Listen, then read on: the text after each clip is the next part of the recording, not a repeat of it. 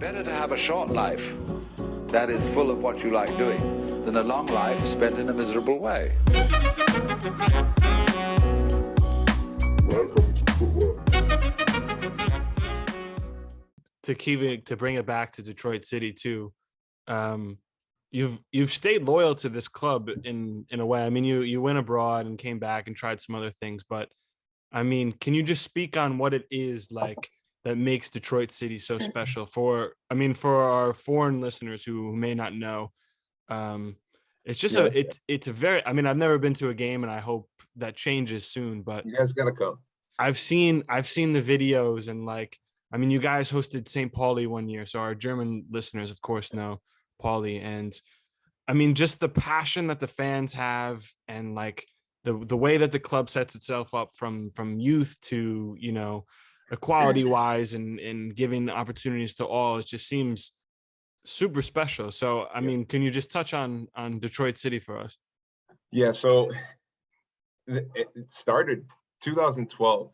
It started with 5 owners that didn't really know where the club was going to go. They just wanted like a men's team to support, and they knew their friends wanted a men's team to support.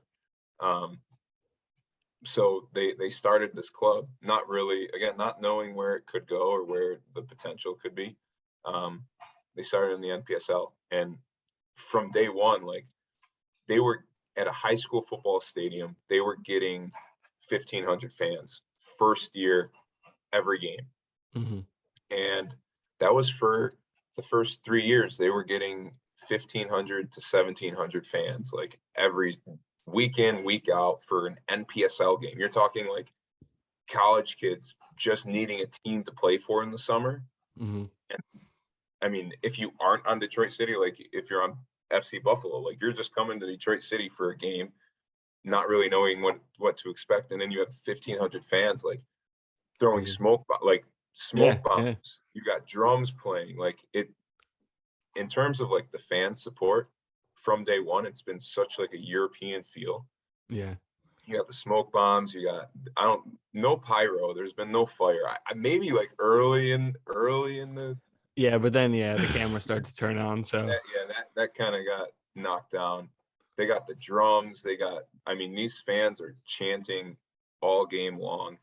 When you're in the middle of the summer on a Saturday night, we'll probably get 5,000 to 6,000 fans. And amazing. I'm talking at least 2,000 of them are on the supporter section, screaming, smoke bombs, playing. Love that. It's amazing. Like such a European feel. And it's really cool. Like, I think a lot of people that have come and played at Detroit City that have had experiences like around the US soccer environment, they've said like this is like Keyworth Stadium is one of the best soccer atmospheres in the country. So like for you two and like for anyone else listening, if you haven't checked it out, I would highly recommend checking it out. And like, if anyone's listening to, you know, that's a part of the USL, like away days at Detroit City, that's going to be those just put a star on the calendar, because those are going to be some good days for sure. No, that's great. I mean, it's such a cool thing, like the addition to the USL. I think it's just amazing. It's another thing that's very European for you guys, is like there's no promotion relegation in the US, but you guys are kind of like, I don't know, you guys have found a way to do it. I mean, in that sense, where you're making that next step from third tier, which is still technically professional, to second tier, which is just like, you know, it's just another level. So, I mean, what are the differences around the club, and like, what is the energy around the club with this kind of move in you know, coming? Yeah. So, I mean, you mentioned like the youth aspect of it too. Like, I think they've kind of been building this club now to like what it is today. So like they started the youth aspect of it a couple of years ago, and now they're developing this youth academy system. And I think all of that has kind of lined up to like this year. And I mean, I'm not going to get started with like the rumors of NISA as a league. I mean, if you're somewhat involved in lower league soccer, I'm sure you've heard some rumors. But there's, for the club, I think they just wanted to find a very sustainable league with a very high level. I think in the USL Championship, you get that.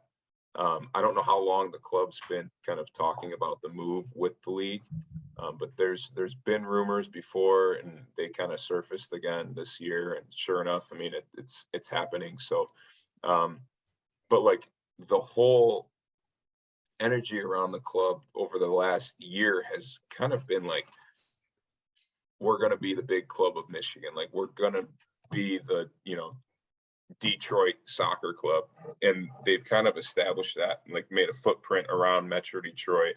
I mean, I'm more on the east side of Detroit, but like if you drive 45 minutes west of me, I mean, you're going to find a youth club, Detroit City FC. If you drive half hour south of where I'm at right now, you're going to find Detroit City FC youth club. Like, Wow. it's Wow. really cool what they're building. And it's, I think what they've done in that aspect has started to like develop this youth fan base that now they have something to aspire to. Like, these players, they wear our crest, they wear the same kit that we do. And it's like, but then they come to our games, like, that's what I could be one day. And for me, like, as a local, I think it makes it that much better for me, because now, like, I can speak to my experience as a local player, and like where I came up playing, and like where I grew up playing, and like for them to, some of the parents to know that I kind of grew up here, and then for the kids to like learn that about me. And like, it's a really cool dynamic. But yeah, and then the energy around the club with the USL coming up is like, it's exciting. Like, I spoke to the players earlier in this podcast, like, there's a lot of uncertainty with player contracts and everything, but that's going to happen anywhere you go.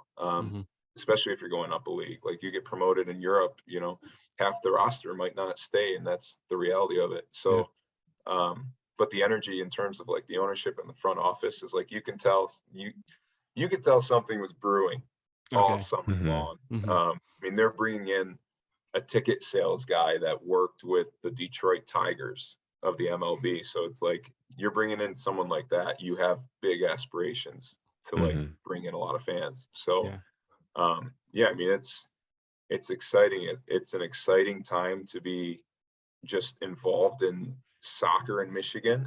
It's an exciting time to be like involved with the club, whether it be a player or a supporter, or an owner, because now they have, who knows how many owners, thousands and thousands of owners with their funding that they did last year. And it like, for me, being all of that from the area and a player, and like, it's incredible. It's kind of surreal to see this club grow to what it is. But yeah, it's great.